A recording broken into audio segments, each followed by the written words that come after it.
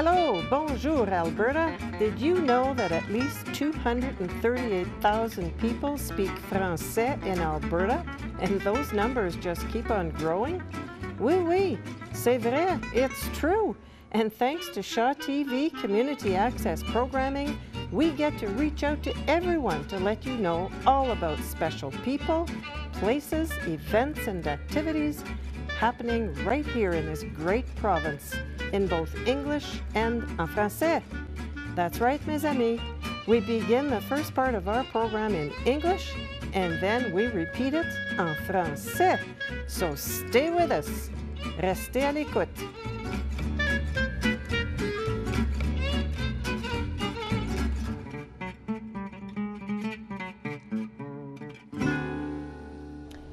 Hello, bonjour Alberta. Welcome everyone to 2016, our season 10. I'm Anne Boiteau. And I'm Marc Lalonde.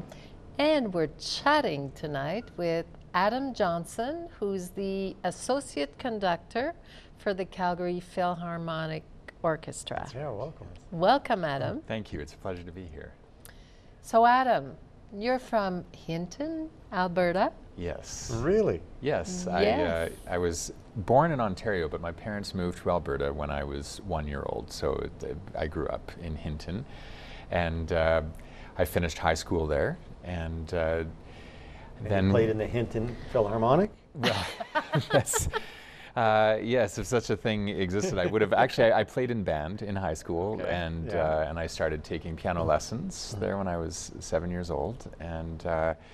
But I was more interested in sports and things at the time. I raced on the Jasper ski team. I was a downhill ski racer, okay. and so spent a lot of time outside and in the mountains. And actually, I grew up 20 minutes outside of Hinton on an acreage, and so it was very much wilderness. And yeah, so not a lot of music there, but still I was taking lessons and doing my thing. And then, so did your mom have trouble getting you to practice? Sometimes, yes. Actually, the deal was that in order to get my weekly allowance, I had to play each piece that I was assigned 3 times in the day, and I had to make my bed, and then I would get my $1 or $2 at the end of the week or whatever it was. And so I guess you could say I was somewhat bribed to practice, and but I did it. And when did you exactly become really taken with music and piano? And it was there was a very definite moment when I was a teenager. I was painting my father's deck one summer, and was getting tired of listening to the stuff that I had been into, Nirvana and Guns N' Roses and all the things that everybody was listening to at the time, and I thought I'd try something else. And my parents had recently been given a CD player and a couple of CDs to get them started, and one of them was of a professional pianist, and the CD was Horowitz in Moscow. And I put it in, and I abruptly stopped painting the deck and sat down and just listened, because I couldn't believe how fast this pianist could play. And he was 80 years old when he had recorded this thing, so he was at the end of his career, as I found out later. But it was just incredible. I had no idea that level of playing existed. I'd only ever heard the kids that were 1 year older than me, kind of thing, and so I had no idea the level that was possible. And so that really sparked my interest in piano from there. And then from that moment on, I only bought classical recordings. And actually, I was a clerk in the Hinton Public Library at the time, and so I could take out recordings, and because I worked there, I could sign them out for months at a time, and nobody else was getting the classical recordings, so I could, while I was driving to and from work or going to school, whatever, I would listen, and so that was kind of how it started. And your studies ended with a doctorate in piano performance. Yes. Why specifically piano performance? Well, that's pretty precise, right? Yes. Well, it's to differentiate it from a music history degree or a teaching degree or things like that. And so, yeah, when I was finishing high school, I didn't know what I wanted to do exactly after school, but I thought if I could do anything at all, I would take a year off and just learn to play the piano better and take some music history and some music theory I just was interested in learning more about music, and my mother was concerned that if I didn't go to school right away, to university right away, that I wouldn't go at all. Yeah. And so she said, well, why don't you go to university and do music? And I didn't even know it was an option. And I looked, and sure enough, the U of A offered a Bachelor of Music course, and there was an audition in a couple of months. And so I prepared. Actually, so then I started practicing seriously, and it was the first time in my life that I'd really spent any time at the piano, and I got tendinitis. And so then I couldn't practice for just a couple of months before an audition, you started to actually get serious. Yeah, well, yes, yeah, basically. Wow. But then I really, from that moment on, never really looked back. And I was very fortunate to be accepted. They could see that I was inexperienced, but that I was very passionate about it. Yeah, and then I thought, well, I'll take 4 years of my life to do what I really want to do, which is learn about music, and then after that I'll get serious and get a real job. But I guess I've never gotten serious. It went on to a master's degree, and then an artist diploma, and then a doctorate in piano performance. And then while I was doing the doctorate, and I knew from early on as well that I wanted to be a conductor. The Edmonton Symphony came to Hinton and played a concert in our movie theater there, and that was the first time that I realized grown men and women, they could make a living playing the violin or whatever, and so that really opened a whole world for me. And so then I knew that one day I'd really like to try it, try being a conductor. But I also understood that you need to have an advanced level of musicianship yourself, and so that's why I went as far as I did as a pianist, to make sure I'd performed and that I had experience as a musician before being a person who leads musicians. And how do you become a conductor?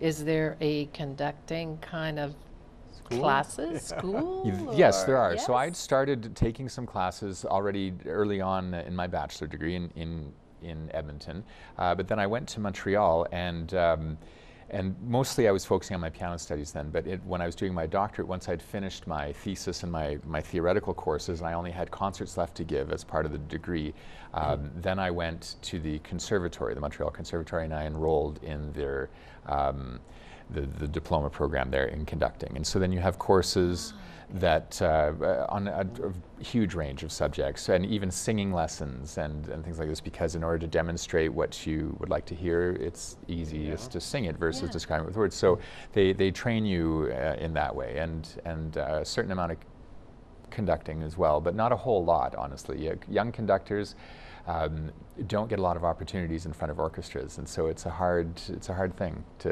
get experience in. So then what, an apprenticeship after Well, so then that, after that, or? once I had graduated, then I was working and teaching as a pianist, and I played with a dance company and toured with them for a while, and kind of went all over, got to play in France and in Japan and across Canada, and it was a lot of fun. But in the meantime, I was applying. Whenever there was a position opening, an assistant position or resident position, I would apply. And for the first while, I would maybe get accepted to the finals once per year, kind of thing. And not a whole lot was happening. And then I got on with a student orchestra, so I got more experience that way and learned. And so then that prepared me for the Calgary opportunity. That then there was an opening with the Calgary Philharmonic for resident conductor, and so I applied.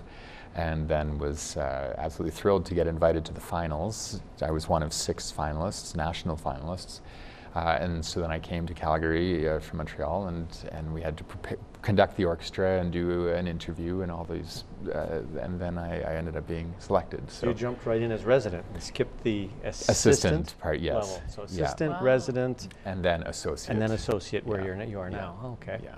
Yes. And tell us a little bit about the season. I find that since I've moved here 31 years ago, the Calgary Philharmonic has become like something amazing for everyone. You've got 5 different series of musical performances. And you're celebrating your 60th. Yes, our 60th anniversary this year. It's a big landmark, a big season. So it's very exciting this year. Well, every year really, but we're really having a lot of fun this season. And so yes, as you said, the orchestra is there to perform for Calgarians and people visiting the city. And as such, there's a wide variety of tastes And so, of course, our kind of bread and butter is the great big classics. And so we have our Masterwork series and our classic showcase where you can come and hear Beethoven and Mahler. And Mahler is in June. That's right, yes. Mahler is coming up at the end of June, and actually that's going to be a very special concert. I don't know if you can read there, but it says Symphony of 1,000. The nickname of Mahler 8th is Symphony of 1,000 because of how many performers are on stage. It's one of the biggest works ever written. So the stage will be absolutely jam-packed with musicians, and the choir loft's completely full. More than 300 in the choir and more than 100 in the orchestra. And so it's a very big, powerful thing. And that will also be a remarkable concert because you see this is Roberto Minchuk. He's our music director. He's been here for about 10 years or so. And this is his final season as music director. And so that will be his final concert as music director. He'll be returning next year to conduct, but as music director emeritus. And so this is kind of a farewell concert in that sense. So a very special one. But then we also do a lot of pops concerts, and so that's a lot of, I conduct a lot of those series, and there's just a huge range of things. For example, in March we will have some concerts on, I think it's called the King of Swing. So swing music and different, and we can listen to as well music of Aretha Franklin and artists like this. And sometimes you have also singers or dancers who come on Acrobats. stage during Yes, that so series, just this last weekend, a few days ago, I did a concert with the Peking Acrobats. And so we're playing classical music or traditional Chinese music, depending on and they're doing an act behind us, and I mean, it was an incredible thing, and the audience loved it. So very different, to have to adjust to other people while you're conducting as well on stage with you guys. Yes, different challenges for sure. You have to be versatile. And the musicians, I mean, this is what they do full time.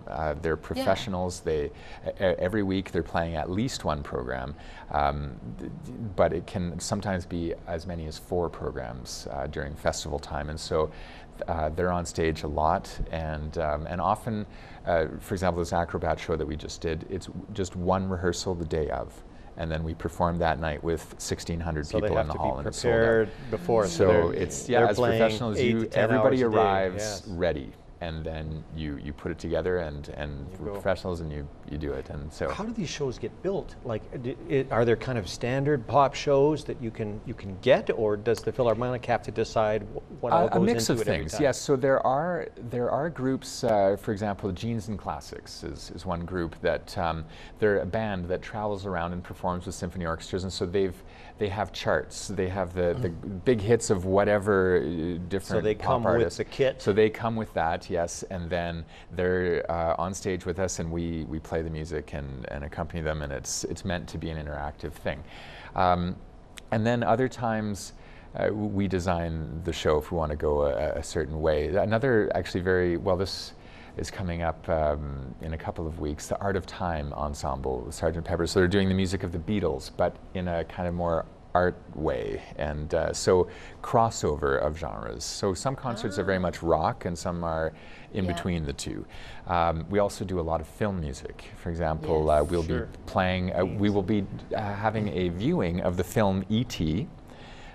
while playing the music live along with the film. It's the first time it's being done in Canada, and so that'll be a very special event. Super interesting stuff. Yeah, so just different ways to cover all the musical genres that people are interested in, but there's no way to substitute a live performance. Oh no, it's beautiful.